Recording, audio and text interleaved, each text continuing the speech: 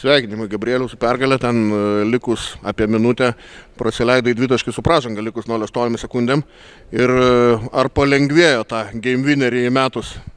Tai ačiū sveikinimus. Tai, įmetus tą metimą gal šiek tiek palengvėjo, bet vis tiek tikrai prastas mano epizodas buvo, tai šiek tiek esu nuliūdęs savim toje vietoje būtent. Kalbant apie visas rungtynės, turėjot ir pirmoji pusėje 2 pranašumą, atrodo pagerinę gynybą ir trečiam kėlinį pabėgot, kokias detalės vis leisdavo grįžti varžovam?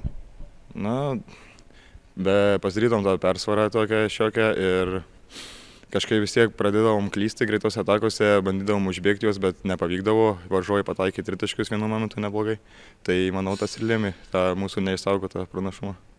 Trečia pergalė lentelėje aukščiau negu viduriukas, ar esat patenkinti dabartinę savo sportinę formą ir ta sezono pradžia, to rezultato 3-2? Tai tikrai galėjom, manau, daugiau pergalių pasiimti, tai sunku dabar kažką dar pasakyti, bet kol kas atrodome nei blogai, nei gerai. Manau, galėtum tikrai daug geriau atrodyti.